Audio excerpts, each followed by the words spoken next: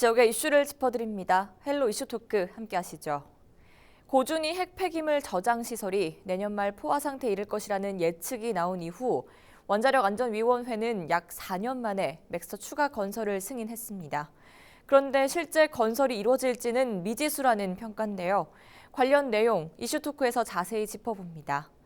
기화서 경안신학대학원대학교 커뮤니티 정책학과 교수 그리고 조정훈 오마이뉴스 기자와 함께합니다. 두 분 어서 오세요. 안녕하십니까. 네, 안녕하십니까.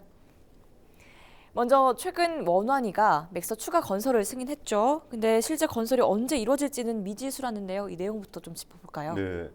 먼저 우리 시청자 여러분들 이해를 돕기 위해서 이제 맥스터 건설이라는 게 있어요. 맥스터는 이제 방사능 폐기물 저장 시설을 얘기하는 그 전문 용어인데요. 이것을 이제 원자력안전위원회, 이제 국가의 원자력과 관련된 가장 최상위의 의사결정 체계가 원자력안전위원회입니다. 네. 이 원자력안전위원회 줄여서 이제 원안위라고도 표현을 합니다. 네. 이 원안위에서 이 폐기물 저장 시설 맥스터를 7기, 7기를 건설하는 걸 승인을 했습니다. 그야말로 이제 한수원이 운영하는 주체는 이제 한수원입니다. 이제 한수원이 이 신청하는 이후에 4년 만에 승인이 이제 떨어진 건데요. 네. 중요한 건 이 시간 이후에 어떻게 진행할 것인가 문제인데 여기에 지금 암초에 부딪힌 겁니다. 원자력안전위원회가 있고 그리고 사용 후 핵폐기물 관리 정책 재검토위원회라고 했습니다. 네. 이제 문재인 정부 들어와서 이제 작년 5월달에 출범한 지역 공론화를 모은 기구의 하나입니다. 네. 이제 여기에서 시작을 해야 되는데 즉 주민들도 반대를 하고 있고 가장 중요한 거는 이 재검토관리정책위원회의 위원들 전문가 그룹의 위원 한 11명 정도가 뭘 공론화해야 되는지조차를 모르겠다. 핵심 내용을 모르겠다. 그래서 보이콧을 선언한 겁니다. 네. 그 진도가 안 나가는 거죠 앞으로.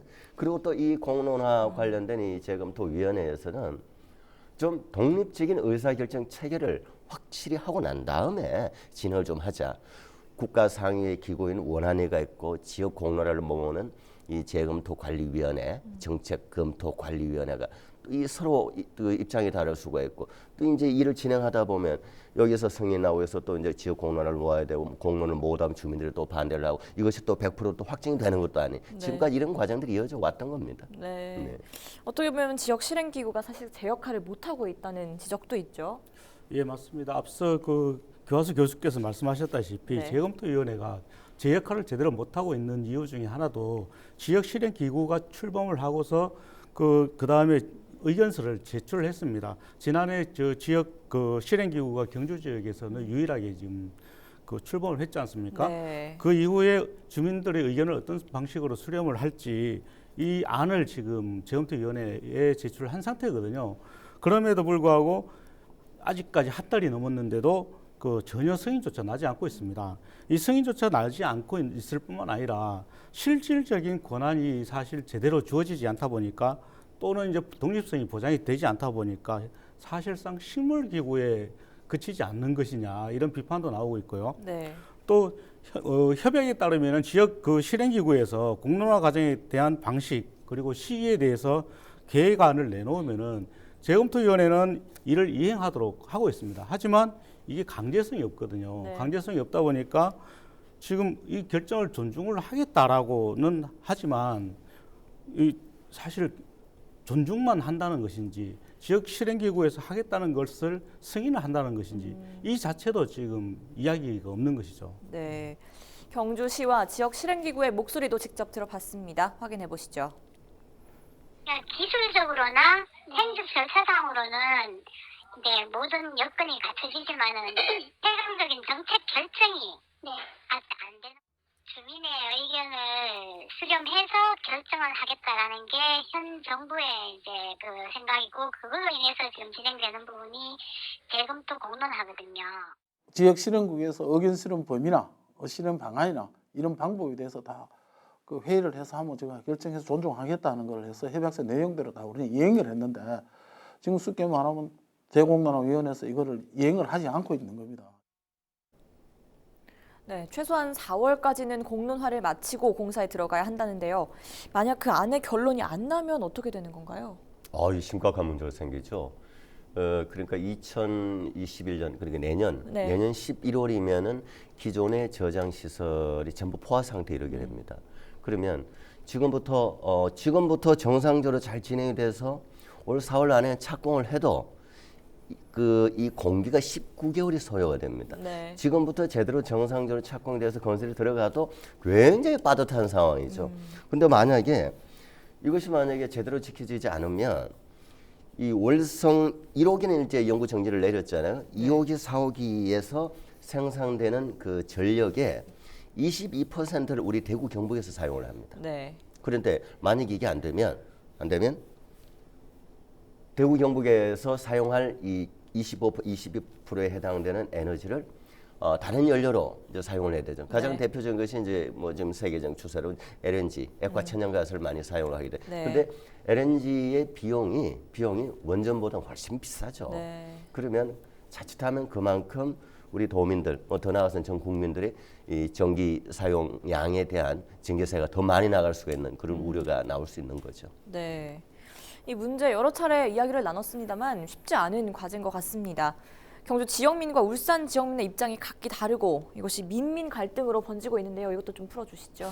예, 그렇습니다. 경주와 그 월성 원전 인근에 있는 울산 주민들 간에는 상당한 온도차가 지금 네. 발생을 하고 있거든요.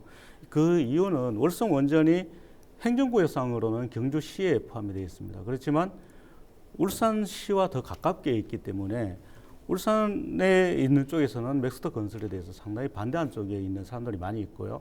또 오히려 경주에 있는 쪽에서는 그 월성 원전으로 인해서 세수가 더 발생을 하기 때문에 찬성하는 사람들이 많이 있는 편입니다. 네. 그러다 보니까 서로 이렇게 그 민민 갈등이 일어나고 충돌이 일어나기도 하는데요.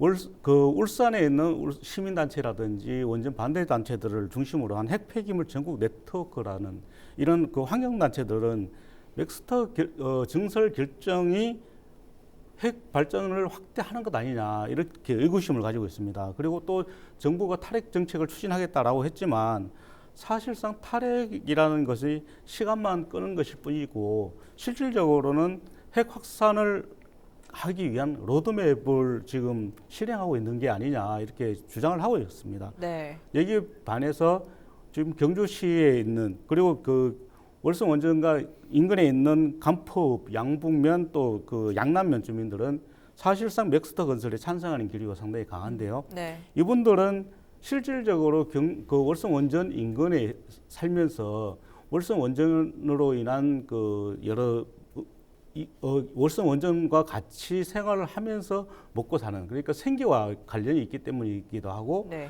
또 앞서 제가 말씀드렸다시피 경주의 세수가 필요하기 때문에 찬성하는 기류가 많이 있거든요. 네. 그러다 보니까 지난해 11월이었죠. 지난해 11월에 그 월성 원전 소재 그 지역 실행 기구가 이제 처음 출범식이 열렸었는데 그 출범식에서 찬성하는 단체 그리고 반대하는 단체가 서로 부딪히면서 굉장히 욕설이 오가는 험악한 분위기도 있었죠. 네. 네.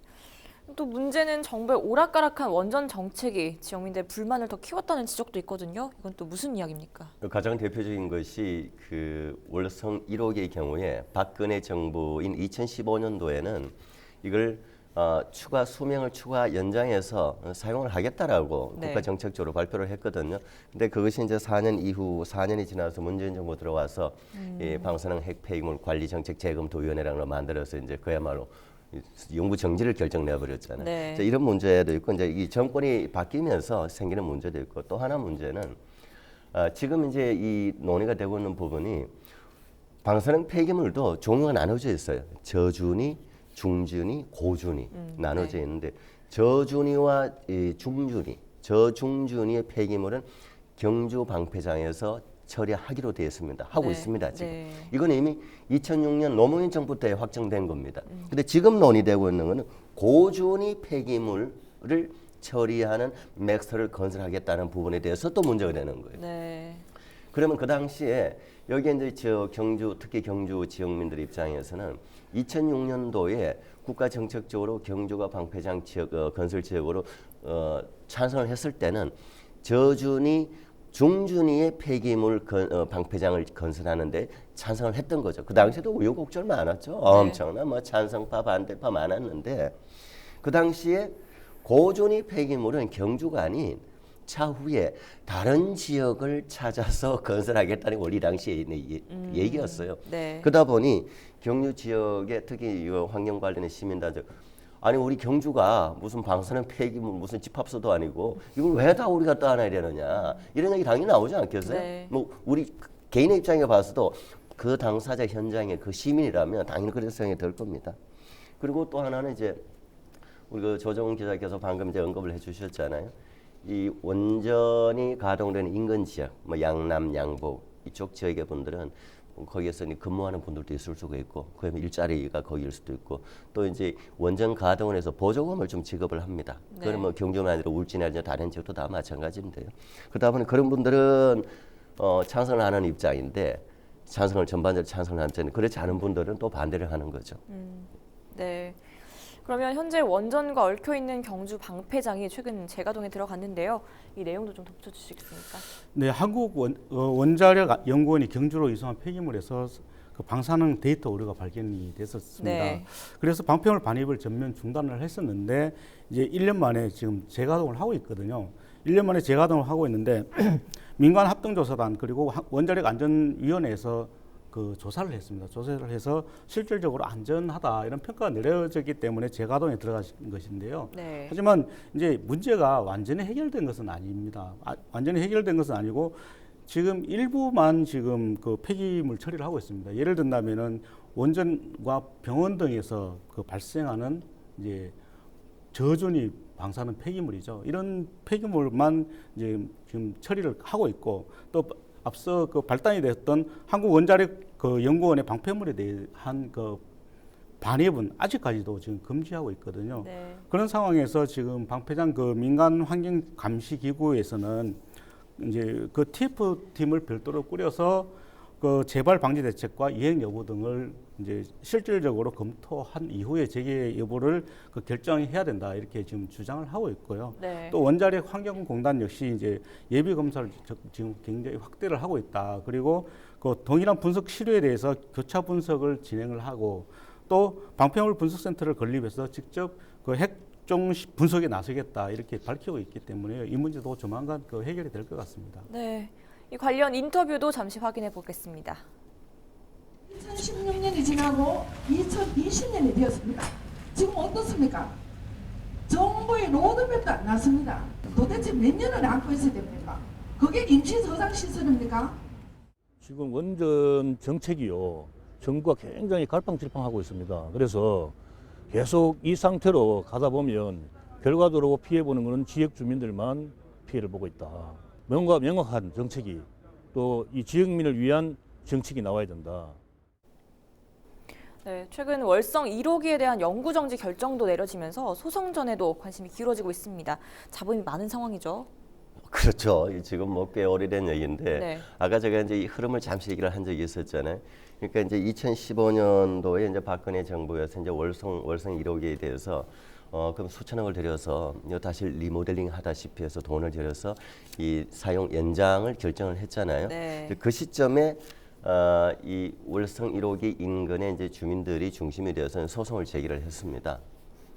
그 소송을 제기한 이유는 원래 그 사용을 연장해서 계속 그 수명 연장해서 사용하는 걸 이제 주민들은 반대를 한 거죠. 이제 위험성도 있을 수가 있고 하니까. 네. 그래서 박근혜 정부 당시 2015년도에 원자력 안전위원회가 수명 연장을 결정하는 과정에서 뭔가 위법성이 없는지 이거 판단해 달라 사법부가 그렇게 해서 이제 소송을 제기를 시작한 거죠. 네. 시작을 했는데 재판부에서는 이 소송을 제기한 이 주민들 원고 측에 손을 들어줬습니다. 네. 1심 성소 판결을 받은 거죠.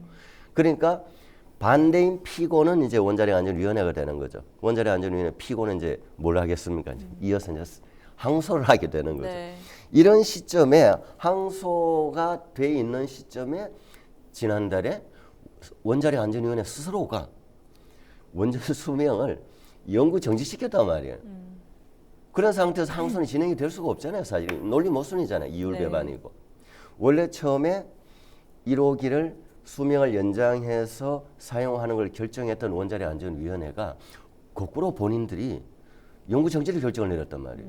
그러면 서로 취하를 하든지 해야 되는 거죠. 이런 것이 아직 결론이 나지 않은 상태이기 때문에 이것이 기각이 될지 어떨지도 아직은 미지수고 네. 법률적으로 봐서는 1심에서 지역민들이 승소를 했잖아요. 이겼잖아요. 그러면 이 자체는 확정 판결에 대해서 이 효력을 그대로 유지할지 이것도 법률적으로 앞으로 봐야 되는 상황입니다. 네. 또 재검토위와 산업부도 입장을 달리하고 있는데요. 이 부분 어떻습니까? 예, 지금 그렇습니다. 사용후 핵 연료가 지금 포화 상태지 않습니까? 네. 내년 말이면은 이제 더 이상 이제 적치할 장소마저 없습니다. 그런 상황에서 지금 이 맥스터가 지금 증설이 되지 않는다면은 월성 2호기, 3호기, 4호기는 지금 중단을 할 위기거든요. 70만 킬로와트급 원전 3개가 지금 중단을 해야 될 위기입니다. 네. 이런 상황에서 사실 그 산업부라든지 산업통상자원부라든지 아니면은 지금 그 재검토위가 빨리 지금 결정을 내려줘야 되는데 서로 책임만 떠넘기고 있거든요. 그 재검토위에서는 이제 월성 원전의 중단 얘기는 사실상 그 정부가 판단할 몫이다. 네. 정부에서 결정을 내려줘야 된다. 이렇게 얘기를 하고 있고요. 또 산업부에서는 사실 그 재검토위원회에다 공론화 과정을 넘겼기 때문에 이게 공론화가 사실상 법적 의무는 아니다 하더라도 주민들의 의견 수렴을 하고 그 이후에 맥스터를 증설할 것인지 안 할 것인지를 판단을 해야 된다. 이렇게 얘기를 하고 있습니다. 네. 또 월성 그 2호기, 3호기, 4호기가 그 멈춰서는 일이 발생하지 않도록 하기 위해서는 재검토위원회에서 빨리 결정을 해달라 이렇게 이야기를 하고 있는데요. 네. 결국은 서로가 핑퐁 게임을 하는 게 아니냐, 서로가 책임만 떠넘기기를 하고 있지 앞으로 다가올 재앙에 대해서는 판단을 안 하고 있다. 이 부분에 대해서는 국민들의 비판을 받아야 된다고 봅니다. 네. 원안위는 맥스터 건설을 승인했고 공론화는 아직입니다. 또 부수적으로 얽혀있는 논란들도 많은데요. 두 분은 이 문제를 어떻게 바라보고 있는지 또 시급한 과제는 무엇일지 의견 주시면 좋겠습니다. 기 교수께서 먼저 답변해 주시죠. 네. 이 문제는 뭐 다른 국가 사안도 좀 유사한 사안이 많은데 지금 이제 핵 폐기물 이 방사능 그 처리 시설 문제는 네. 원자력 안전위원회가 있고 그 다음에 문재인 정부 원자력 안전위원회는 국가 정책 기구로 예전부터 원래 있었던 겁니다. 네. 그 다음에 이제 문재인 정부가 들어와서 이 방사능 폐기물과 관련해서 이제 전체적으로 원전과 관련해서 이 그 재검토위원회라는 걸 구성을 했습니다. 그다음 또 하나는 경주의 이런 문제에 대해서는 또 지역 실행위원회가 또 구성이 되어 있어요. 그럼 이제 3단계로 나눠져 있어요. 네. 그런데 각자가 또 그렇다고 해서 독립적인 의사결정체를 다 결정권을 가지고 있느냐? 그게 아닙니다. 물론 이제 상부의 가장 상위의 기구인 원자력 안전위원회는 독립적인 의사결정체입니다. 그러나 그 다음에 재검토위원회는 그야말로 재검토위원회일 뿐입니다. 여기서는 재검토해서 이거 아니다 맞다라고 결정을 한다고 해서 꼭 정책적으로 결정되느냐? 또 그렇지는 않아요. 조 교수께서 조금 전에 언급해 주셨잖아요.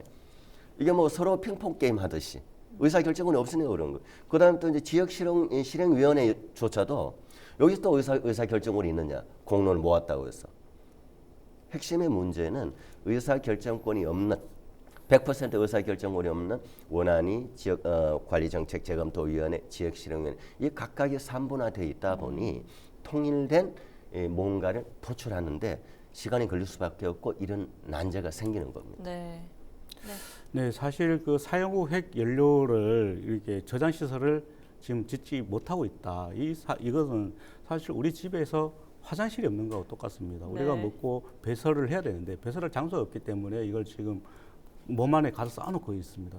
이 상황을 어떻게 해소할 것이냐.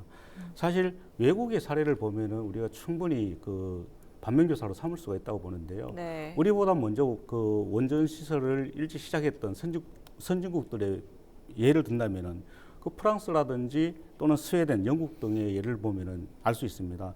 이 그 선진국들은 수십 년 전부터 이 그 맥스터 건설을 하기 위해서 주민들과 충분한 공론화 과정을 거쳐왔습니다. 우리나라는 2, 3년 만에 거쳤는데 상당히 오랜 기간 거치면서 해왔습니다. 이걸 네. 반면교사로 삼았으면 좋겠습니다. 네, 말씀 고맙습니다. 이 시간 헬로 이슈 토크는 여기까지 듣겠습니다. 함께해 주신 두 분 오늘 말씀 고맙습니다.